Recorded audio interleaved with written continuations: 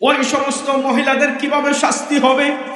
তার চুলের মধ্যে রশি লাগাইবেন আর জাহান্নামের মধ্যে লটকায় রাখবেন, কিয়ামত পর্যন্ত তার এই অবস্থা হবে। নাউজুবিল্লাহ, জোরে বলেন। সম্মানিত হাজিরিন ও আমার বাবারা, তাহলে বুঝুন বর্তমান সময়ে অনেক মহিলার ভিতরে এই আচরণ পাওয়া যায় কি যায় না? আলহামদুলিল্লাহ, আপনাদের এলাকার মহল্লার মা বোনরা খুবই ভালো পর্দাশীল, ঠিক আছে না? আলহামদুলিল্লাহ। কিন্তু দেখেন বাজার ঘাটে যাবেন, দেখবেন চুল বাহির করছে তো করছে, আবার কত ধরনের কালারও দেয়। নাউজুবিল্লাহ, জোরে বলেন, আরো জোরে বলেন নাউজুবিল্লাহ। ও আমার ভাই, যেই মহিলার সৌন্দর্য আল্লাহ তাআলা দিবেন, আল্লাহ পাক রব্বুল আলামিন মহিলার ভিতরে বিশেষ বিশেষ কিছু একটা গুণ দিয়েছেন, রূপ লাবণ্য দিয়েছেন, সৌন্দর্য দিয়েছেন। ওই সৌন্দর্য দেখার অধিকার একমাত্র তার স্বামী, একমাত্র তার স্বামী। কিন্তু স্বামীকে সৌন্দর্য না দেখাইয়া সে পর পুরুষকে সৌন্দর্য দেখায়, এরকম মহিলা বর্তমান পাওয়া যায় কি যায় না? যে সমস্ত মহিলার ভিতরে এই অভ্যাস থাকবে। আমি আপনাদের সামনে পবিত্র কোরআনের প্রসিদ্ধ একটি আয়াত তেলাওয়াত করেছি, যে আয়াতটি নারীদেরকে লক্ষ্য করে আল্লাহ তাআলা বলছেন। কাদেরকে? নারীদেরকে। কারণ বর্তমান সময়ে পুরুষের তুলনায় নারীদের সংখ্যা বেশি। বিভিন্ন গণমাধ্যমে প্রচার করছে যে পুরুষের তুলনায় নারীদের সংখ্যা বেশি। এরপরে এই নারীদের মাধ্যমেই দুনিয়ার সৃষ্টি লগ্ন থেকে ফিতনার জাল শুরু হয়েছে। ফিতনার যে একটা মাধ্যম, এই মাধ্যমটা নারীদের মধ্য থেকে কি হয়েছে ভাই? শুরু হয়েছে। এই জন্য আল্লাহ পাক রব্বুল আলামিন নারীদেরকে, নবী আলাইহিস সালাতু ওয়াস সালাম দুনিয়াতে আগমন করার পূর্বে নারীদের তেমন দাম ছিল না, নারীদের কোনো সম্মান ছিল না। আমার কথা কি বুঝতেছেন আপনারা? নারীদের কোনো সম্মান ছিল না, কিন্তু নবী আলাইহিস সালাতু ওয়াস সালাম দুনিয়াতে আগমন করার পর নারীদের সম্মান আল্লাহ বাড়ায়া দিয়েছেন। সুবহানাল্লাহ। কিন্তু আলহামদুলিল্লাহ আমাদের এলাকার মা বোনরা অনেক ভালো, গ্রাম অঞ্চলের মা বোন অনেক ভালো, কিন্তু শহরের অবস্থা বড় খারাপ। শহরের অবস্থা বড়, যে কোনো মার্কেটে যান, কাপড়ের দোকানে যান, আপনি সবজি মহলে যান, আপনি কসমেটিক্সের মধ্যে যান, যে কোনো জায়গা যান, শুধু মহিলা আর মহিলা। আমরা পুরুষ যারা এখন মহিলাদেরকে ছাড় দেওয়া লাগবে, এমন অবস্থা এখন হয়ে গেছে। সামনে যে কি হবে আল্লাহ ভালো জানে। এর জন্য এই ওয়াজ মাহফিল হইল মানুষদেরকে বুঝানো, মানুষদেরকে নসিহত করা। কেউ যদি কুরআন হাদিসের বাহিরে চলে, তাকে ওয়াজ নসিহত করে কিভাবে দিনের রাস্তায় আনা যায়, এই জন্যই এই কুরআনের মাহফিল, ঠিক কিনা বলেন? তো আল্লাহ পাক রব্বুল আলামিন মহিলাদেরকে লক্ষ্য করে বলেন, ওয়াকারনা ফি বুয়ুতিকুন্না ওয়াকারনা ফি বুয়ুতিকুন্না ওয়ালা তাবাররুজনা তাবাররুজাল জাহিলিয়াতিল উলা। আল্লাহ পাক রব্বুল আলামিন নারীদেরকে লক্ষ্য করে বলেন, ও নারীরা, তোমরা আইয়ামে জাহিলিয়াতের যুগের অন্ধকার যুগের মতো তোমরা রাস্তাঘাটে বাহির হইবা না। আইয়ামে জাহিলিয়াতের যুগের নারীরা এমন ছিল, তাদের মধ্যে কোনো পর্দা পশিদা ছিল না। নারী পুরুষের মধ্যে তেমন কোনো পার্থক্য ছিল না। মন যেভাবে চাইছে সেভাবেই তারা মেলামেশা করছে, স্বামী গ্রহণ করছে। কিন্তু ইসলাম আসার পরে আল্লাহ পাক রব্বুল আলামিন নারীদের সম্মান বাড়াইয়া দিয়েছেন। সুবহানাল্লাহ বলেন। আগের যুগ এমন ছিল, বাবা তার সন্তান, বাবা যদি তার কন্যা সন্তান হইতো, ওই কন্যা সন্তানটাকে মানুষের সামনে কিভাবে প্রচার করবে, মানুষ যদি জানতো তার কন্যা সন্তান হইছে, বাবা মা তখন নিজেকে লজ্জিত মনে করত। এই জন্য বাবা তার কন্যা সন্তানদেরকে জীবন্তই কবর দেয়া দিত। নাউজুবিল্লাহ, জুড়ে বলেন। ওই যুগ থেকে পরিবর্তন করে নবী আলাইহিস সালাতু ওয়াস সালাম যখন দুনিয়ার মধ্যে আসলেন, তখন নারীদেরকে সম্মান দিলেন। না না না, নারী দুনিয়াতে আগমন করার কারণে নারীদেরকে জীবন্ত কবর দেওয়া যাবে না।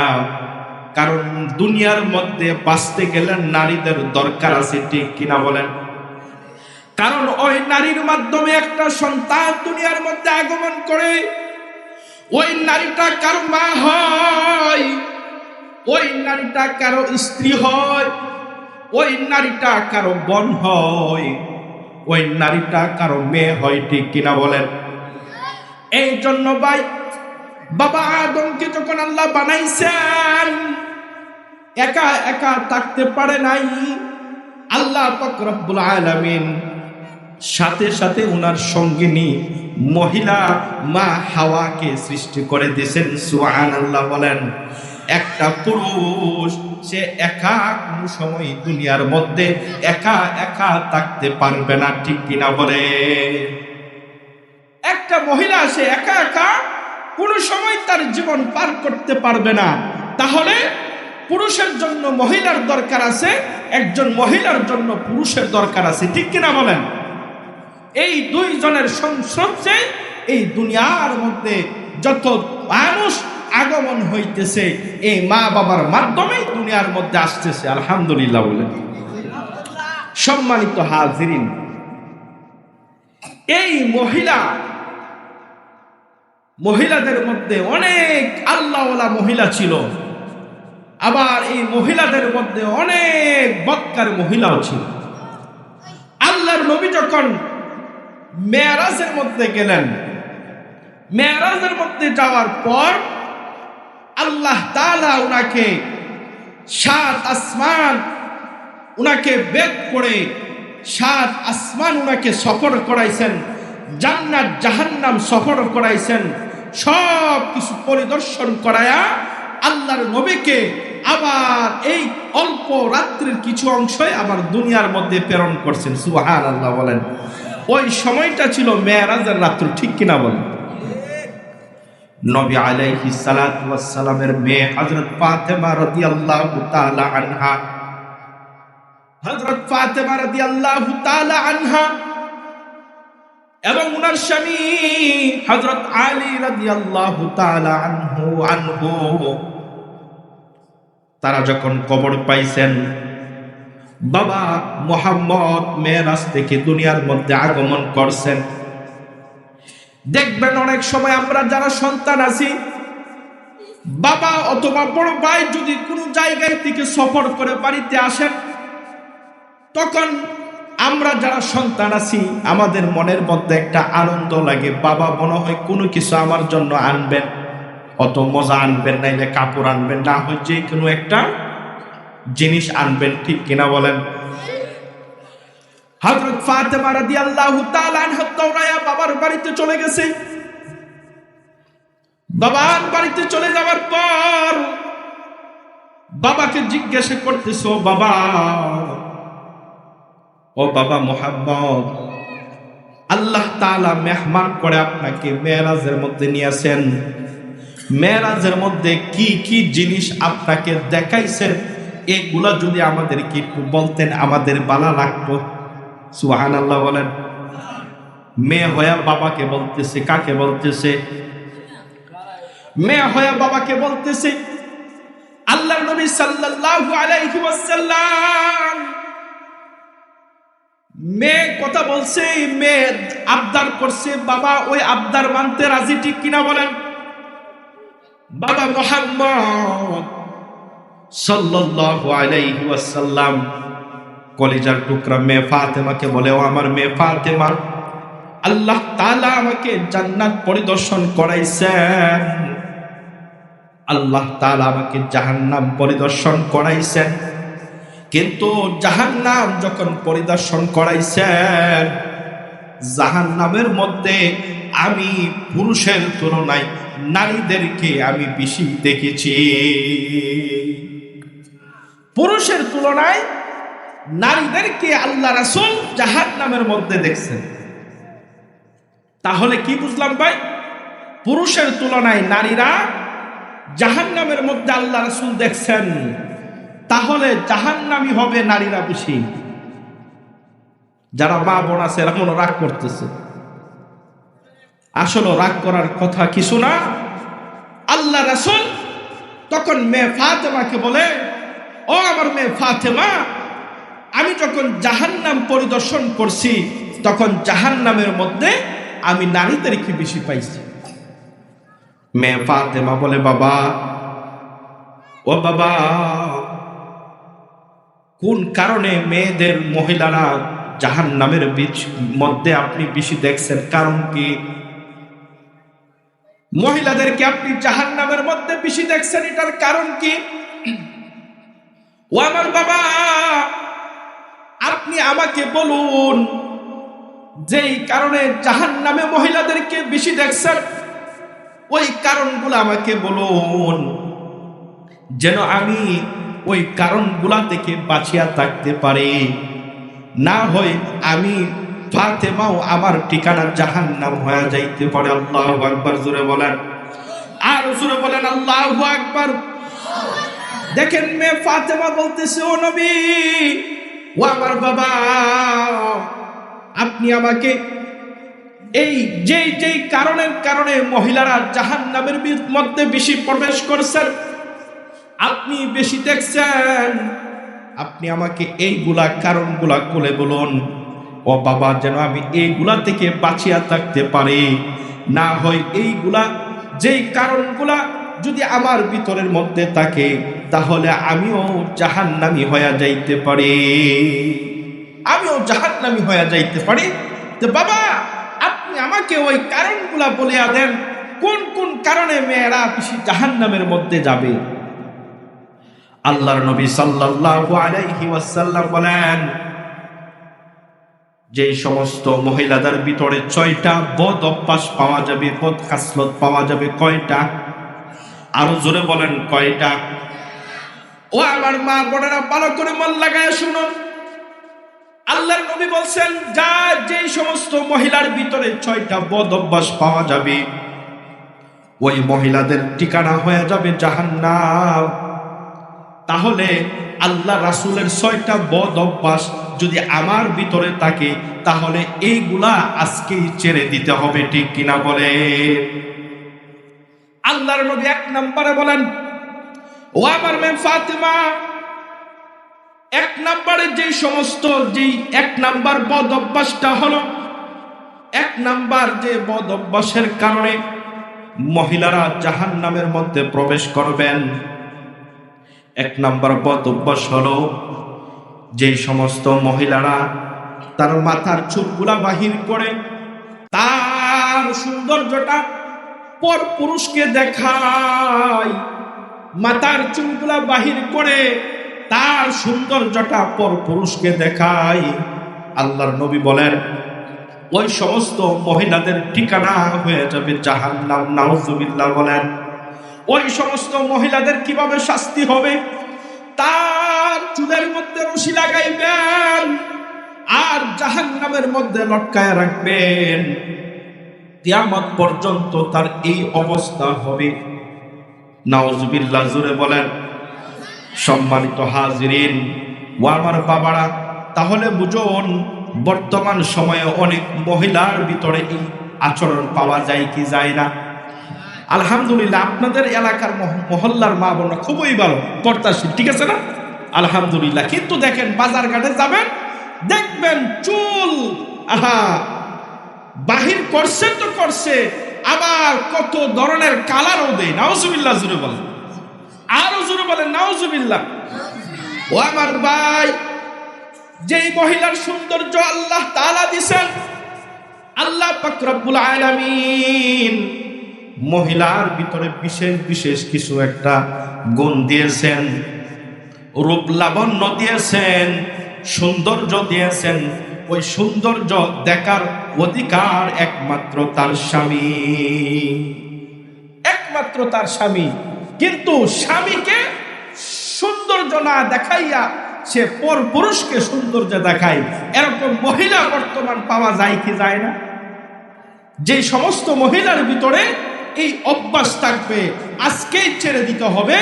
আর যদি আপনি না ছাড়েন, আপনার ঠিকানা জাহান্নাম হয়ে যাবে।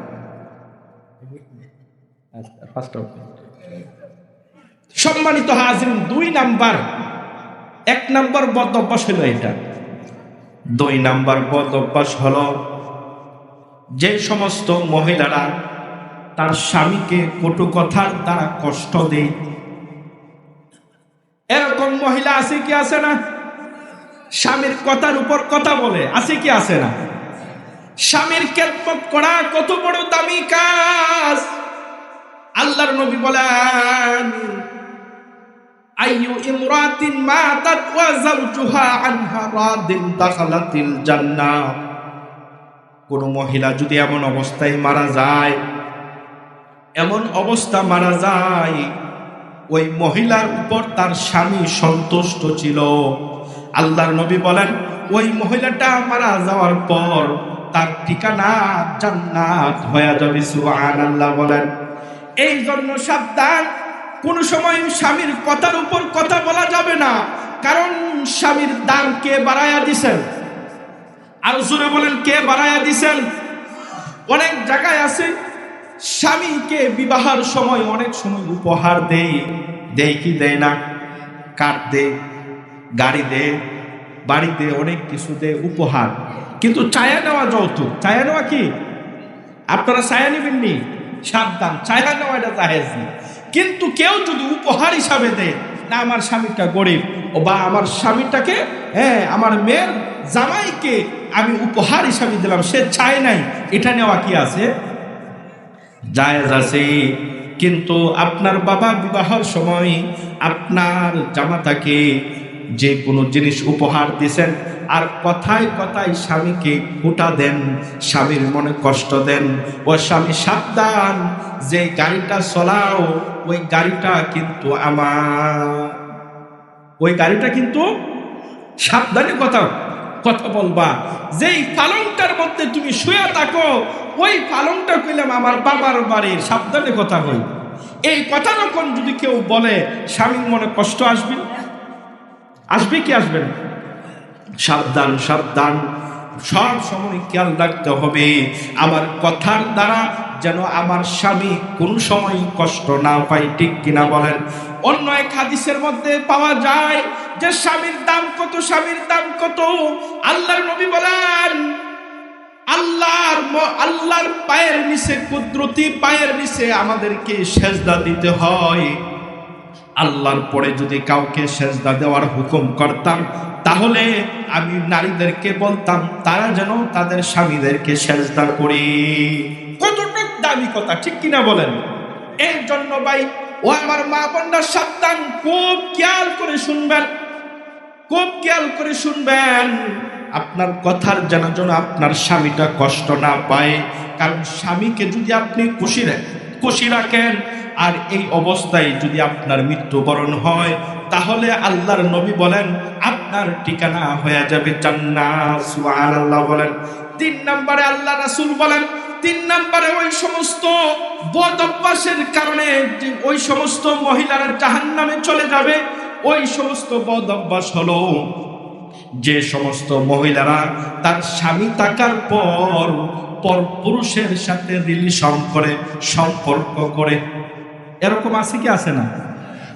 স্বামী বিদেশে থাকে, স্বামী মাসের মাস যায়, কত কষ্ট করে টাকা পাঠায়, আর স্বামীর সাথে 5 মিনিট কথা বলবে সময় নাই, কিন্তু অন্য পুরুষের সাথে ঘন্টার ঘন্টা কথা বলতেছে, ঠিক কিনা বলেন?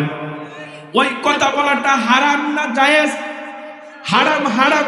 কত মহিলার কাছে সিম পাওয়া যায়, বাংলালিং একটা, গ্রামীণ একটা, এয়ারটেল একটা, রবি একটা, 1 ঘন্টা পরে পরে গ্রামীণ সিম দিয়ে একজনের সাথে কথা বলে, বাংলালিং সিম দিয়ে আরেকজনের সাথে কথা বলে, এয়ারটেল সিম দিয়ে আরেকজনের সাথে কথা বলে। এরকম মহিলাও এখন পাওয়া যায় কি যায় না? যে সমস্ত মহিলার ভিতরে এই বদ অভ্যাস পাওয়া যাবে, তার স্বামী থাকার পর স্বামীকে সময় না দিয়ে, স্বামীর খেদমত না করে, পরপুরুষেরকে সময় দেয়, পরপুরুষের সাথে সম্পর্ক রাখে, ওই সমস্ত মহিলার ঠিকানাও হয়ে যাবে জাহান্নাম। নাউজুবিল্লাহ, জোরে বলেন। এই জন্য খুব খেয়াল করতে হবে, খুব খেয়াল করতে হবে। সাবধান, সাবধান। আমার স্বামী থাকার পর কোনো সময় যেন আমার স্বামী থাকার পর অন্য পুরুষকে কোনো সময় কথা বলা, বেগানা পুরুষের সাথে কথা বলাই তো হারাম, ঠিক কিনা বলেন? আর রিলেশন তো দূরের কথা, অনেক লম্বা আলোচনা। যাই হোক, 3টা বদ অভ্যাসের কথা বললাম। যে সমস্ত মা বোনদের ভিতরে এই 3টা বদ অভ্যাস আছে, আল্লাহর কাছে আজকেই আমরা তওবা করব, তওবা করে আল্লাহর কাছে মাফ চাইব, আল্লাহ মাফ করে দিবেন, ঠিক কিনা বলেন? আর সামনে থেকে এই বদ অভ্যাসগুলো ছেড়ে দিতে হবে। আমার সৌন্দর্য, আমার চুল যেন কোনো পর পুরুষে না দেখে, এইগুলার দিকে খেয়াল করতে হবে, ঠিক কিনা বলেন? সম্মানিত হাজিরিন, আমার ভাই মুফতি শিহাবুদ্দিন নূরী ভাই অত্যন্ত ভালো আলোচনা করে, এরপরে আপনাদের যে এলাকার সন্তান মাওলানা হামিম হাসান জিহাদি ভাই বিভিন্ন সারা বাংলাদেশ ঘুরে ঘুরে উনি আলোচনা করেন। বন্ধু মানুষ, আসলে আলোচনা আরো অনেক লম্বা আলোচনা করার দরকার ছিল, কিন্তু আসলে নিজেরাও শক্তি নাই, যে জার্নি করে আসছি, রাস্তাঘাটের যে অবস্থা, আর বেশি সময় লম্বা করারও প্রয়োজন নাই। অনেক উলামায়ে কেরাম আছেন, ইনশাআল্লাহ তারা আলোচনা করবেন, শেষ পর্যন্ত থাকবেন তো ইনশাআল্লাহ। যেগুলো আলোচনা করলাম, শুনলাম, আমাদের সবাইকে আমল করার তৌফিক দান করুক, সকলে বলে আমিন। আসসালামু আলাইকুম ওয়া রাহমাতুল্লাহি ওয়া বারাকাতুহু।